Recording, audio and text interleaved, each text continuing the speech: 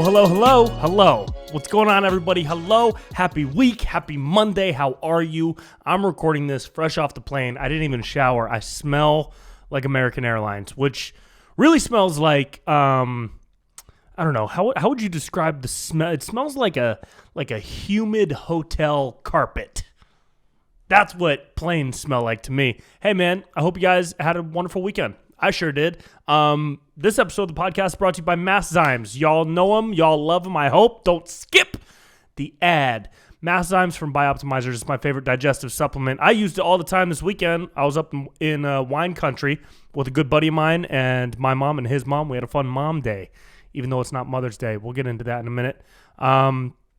Go to masszymes.com/Brent if you find yourself getting heartburn, indigestion, and you want to break down the food that you eat better so that you can absorb more of the nutrients, Masszymes will help you do that. It's made from a bunch of different natural enzymes. It's a great formula. It works for me. I believe it will work for you. They have a 100% money back guarantee if it doesn't, which I don't think will happen. Masszymes.com/Brent. Save a bunch of money. Yeah, man, wine country. Really fun. Oh, but before I get into that, huge tour announcement coming in a week. Hopefully you guys are excited, all 16 and a half of you that listen to this fucking podcast. I hope you're excited. I'm very excited. I got stops in so many places. I'll do the full announcement on Instagram. You'll see a show flyer for it where you can find your city. But a couple of cities I'm coming to. Nashville on May 11th, Huntsville on May 12th. That's Nashville, Tennessee, Huntsville, Alabama, May 11th and May 12th. Back-to-back. Tickets are out now. BrentPella.com/shows. Also, just so you guys know, with these shows, this is like a massively important tour for me. This is hugely important. I really need to sell tickets here because I'm getting like a first impression type thing at a lot of comedy clubs. And so if you or anyone you know live in that area, recommend me, bro. Tell your people to come see me. Tell them to come party. I promise we're going to have a good time. The tour is going to be so fun.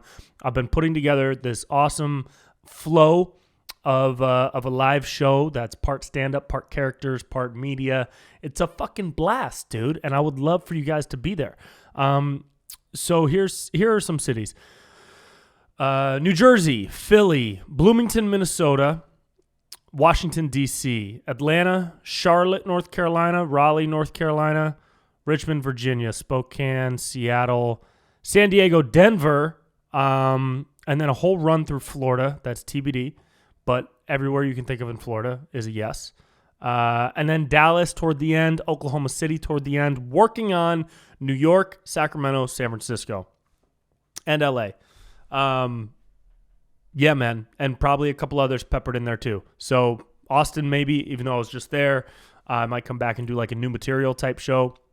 Yeah, so BrentPella.com/shows. I'm going to be launching a brand new website. There's going to be new merch, dude. There's going to be brand new merch, bro. Oh, we're going to have fun, man. We're trying to elevate to a higher vibration. That's what we're trying to do. We're trying to elevate to a higher frequency. Very excited for that. Also have a massive fucking project that I'm releasing in mid to late May that I'm very excited to tell you about too. I don't think anybody knows yet because it's been very private, but I've been working on it for the past year. I'll probably do an entire podcast just dedicated toward that and that release announcement so that all 16 and a half of you can be some of the first to know what's going on. So that'll happen in mid to late May. But the tour is going to be great. Tour is going to be so fun. The tour is going to be fun. The tour, I've been traveling a bit. I did a couple of college shows recently that were not good at all. The shows were trash. I don't know what what are these colleges doing where they'll pay thousands of dollars to bring somebody in and then like 10 people will show up.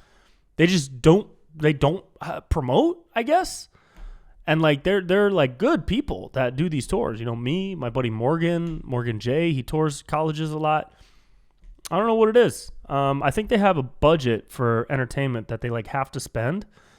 So they just spend it and like put the show together and then don't really promote it, I guess. Because you would think it's in a really big, cool venue, like a performance hall. There's lights, there's a stage, there's a mic. It's a nice setup. And then like 12 people show up. I don't know. I mean, I still get paid, but I just think it would be nice if they told people about it. I think they could get a lot more people. But grateful to have the opportunity to come out there. So thank you, schools that I've been at recently. Some of them are dope. Some of the college shows are really, really fun, and there's a lot of kids. I did a college show oh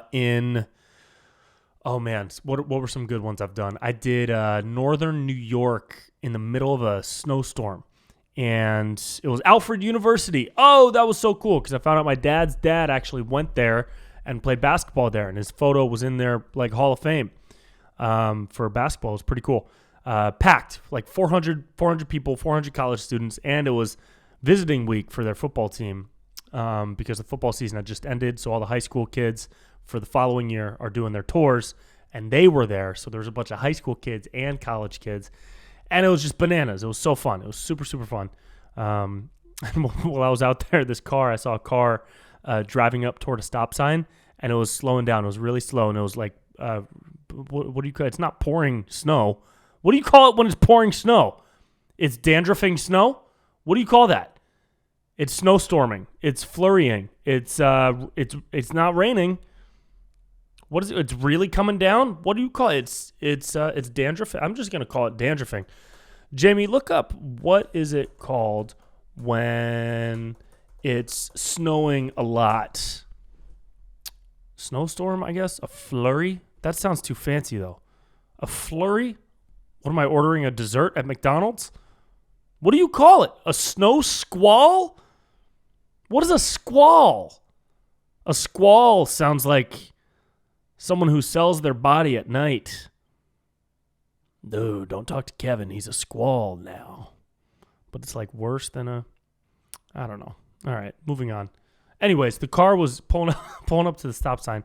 It was dandruffing snow. And so the car was going super slow. And then all of a sudden I see the driver start to like look around. He's like freaking out. He's like, he's grabbing the wheel. You can see his body like lurching. And I realized that the car was sliding because the wheels weren't moving. The car was just very slowly sliding.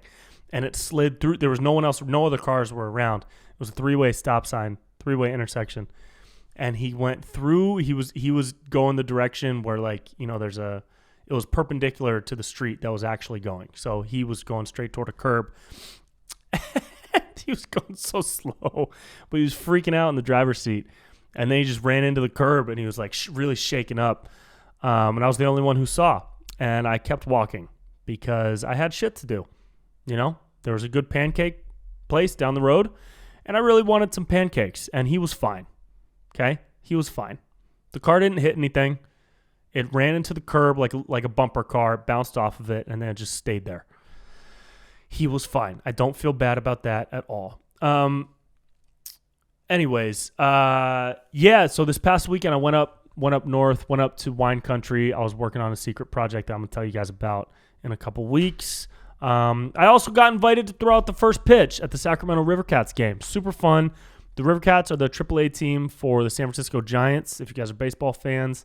And I used to go to those games when I was a kid, like in high school. We would sneak in beers and just drink in the outfield, like in the grass section outside of center field. So super fun. I didn't realize the pitcher's mound was that far. I did not throw a good throw. I'm going to be straight up honest. And I'm an athlete. I can throw a good throw. But I got nervous, dude. Straight up. No shame. Your boy got nervous, bro.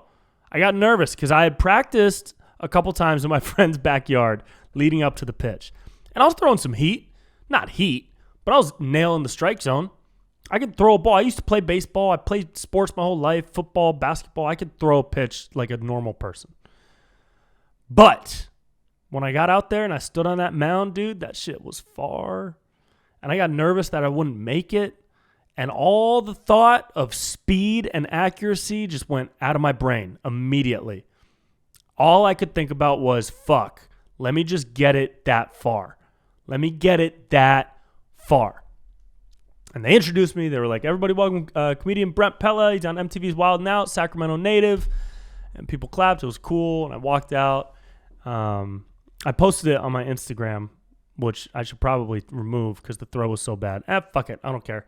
But I threw it. It made it that far, obviously.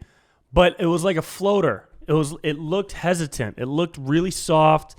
it would have been an intentional walk for sure.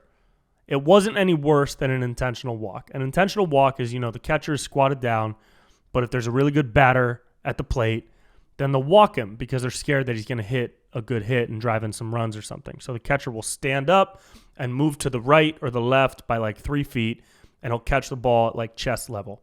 Imagine that's the pitch I threw, but it wasn't coordinated with the catcher, so it just kind of hit the ground behind him. But whatever, dude. I threw the first pitch. Bucket list, baby.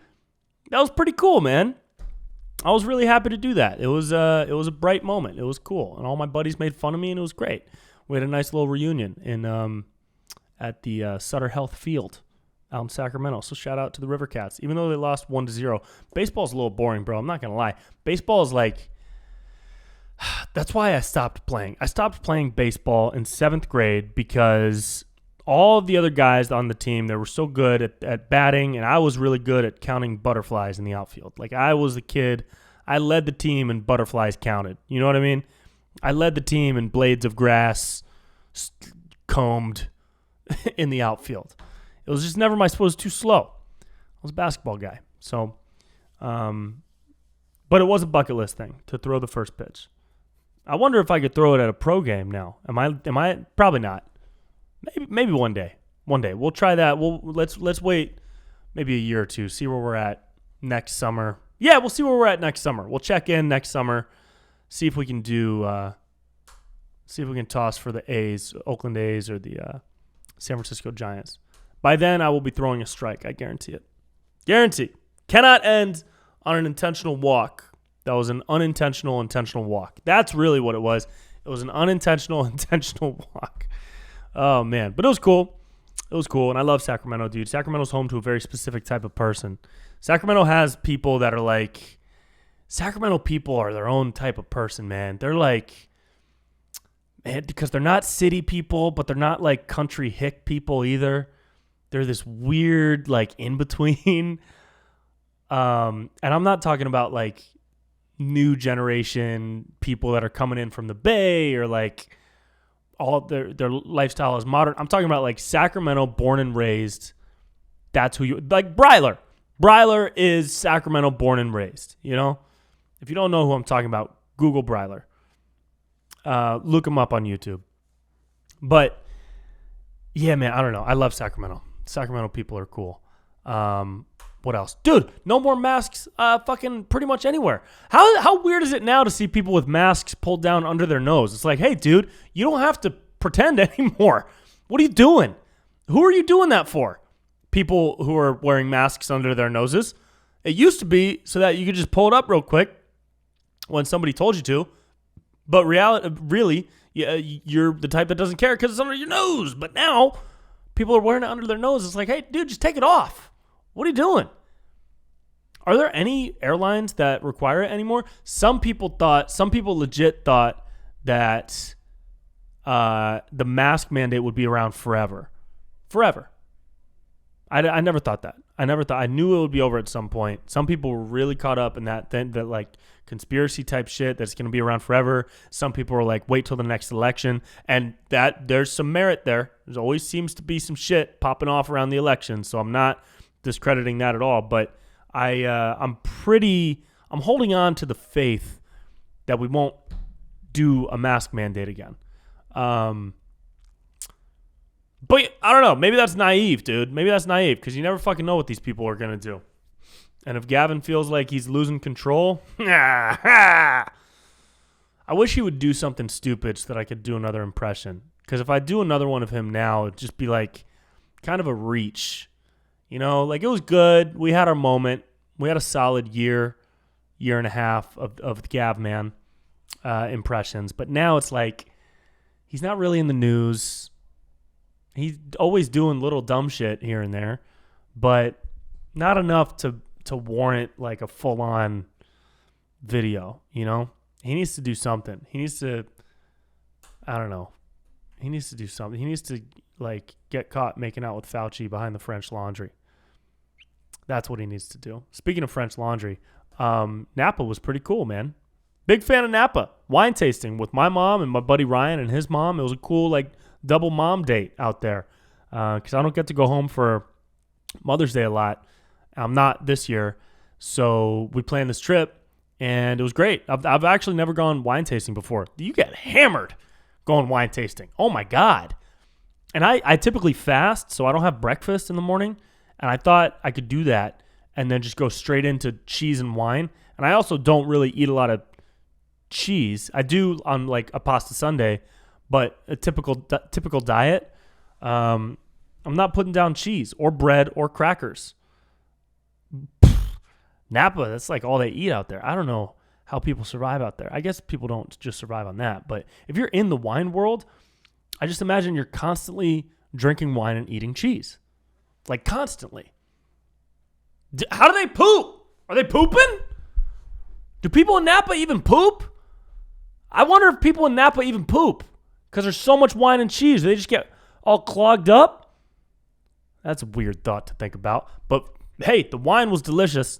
Wine was delicious. I'm absolutely in love with the process of winemaking. It's really, really cool. Yeah, we had a lot of good wines.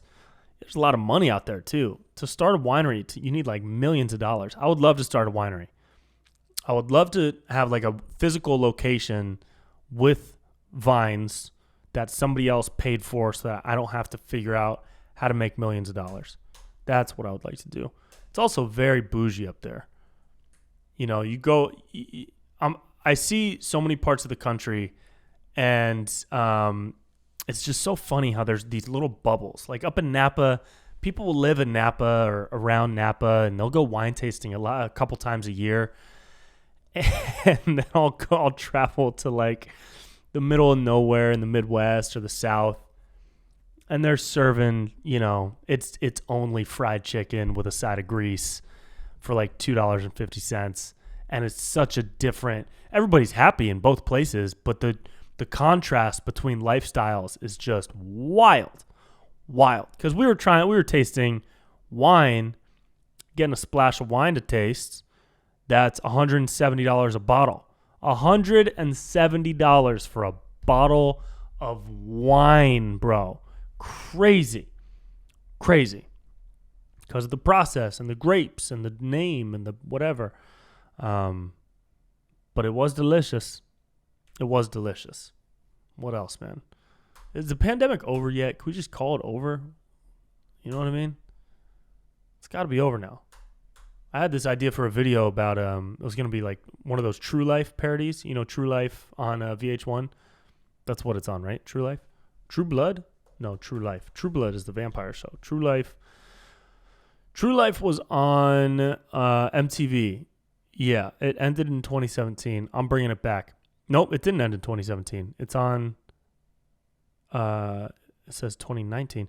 True Life, I'm addicted to the pandemic. And it's all about, it's this person who just woke up every day during COVID, made COVID their entire identity, woke up every day, went on Twitter, saw who they could share their opinions with and who they could put down and cancel. And, you know, now what are they doing? Now, what are you doing now?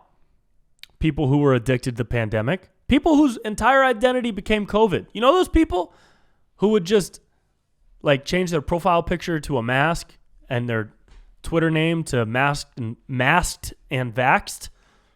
Like that was a lot of people's Twitter names. What are you doing? That's gonna change people's mind?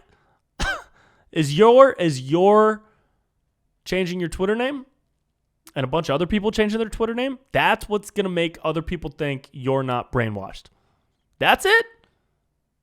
Oh, man. That's what's going to make other people think you're not conditioned. And no, dude, that's going to make other people think you are. You know what I mean? But those people, what are they doing now? What do you do when your entire identity was COVID and now COVID is on his way out? You know what I mean? And I still see people tweeting all the time like, I'm going to still wear a mask on planes because I care about everybody, even if some people don't care about me. And I just want to punch myself in the dick, dude. I want to punch myself right in the little dick when I see that. God, it's annoying, dude. Some people are just let it go, bro. Just wear the mask. Shut the fuck up. Wear the mask. I don't give a fuck. We're the best. Shut the fuck up. You know? I don't know. It's a lot of Gen Z, dude. Gen Z sucks, too. Why does Gen Z suck? My sister is Gen Z. I should ask her. Why do you guys suck, dude? Why are you guys... They're like... Oof. It's like they're offended at so many things. I feel like millennials came in and we had our own thing going, you know? We were very much like... We don't need a ton of money. We don't care about like material stuff. Fuck the diamond industry. Fuck the housing industry. Real estate. We don't care. We don't care about getting married. We don't care about buying a house. We want to live in a van in the redwoods and, you know, make custom leather bracelets that we sell on Etsy for $27 each. That was the millennial way of life. We're going to name our kids, you know, Gravitas and Sensation, and that's going to be our kids' names. And now Gen Z is coming in, and they're like, well, actually, we're not going to give our kid a name because we want our kid to choose their name or whether or not they even want to have a name. Maybe they just want to be identified by the way they breathe. Maybe when you talk to our kid, you say, hey, how are you today? Okay, so we're just going to do that. It's like Gen Z came in and wanted to change everything. Millennials came in and did their thing. Millennials came in and just wanted to like vibe and do our thing. I think I speak for a lot of millennials when I say, hey, fuck off and just let us chill. We came to chill. We came to party. We came to chill. We came to vibe. You know? Yeah, we want money, but we're not super into like designer stuff really. Right? Some people are for sure. But like as a cultural movement, a generational thing, a majority of people that I've interacted with that are millennials are way less interested in material stuff as they are in experiential things. Whereas Gen Z came in, all they wanted was Gucci and Louis and all the physical materialistic type things, and they want to change everything. They're offended by everything. Millennials didn't really get offended by shit. I don't think. That wasn't us. Maybe we bled into it a little bit, but I don't know. Millennials came to vibe, dude. Gen Z came to like burn shit to the ground and build everything back up. What's a Gen Z president going to look like? You know, because that is going to happen. The next president, well, not the next president, but within the next like, how old am I? Yeah. Within the next 20 years, we're going to have a millennial president. I guess Buttigieg is technically a millennial, right? Because he's like in his late 30s. He's on the tail end, maybe. We're going to have a millennial president, and then we're going to have a Gen Z president at some point. And, oh God, that's something we should all be very scared of.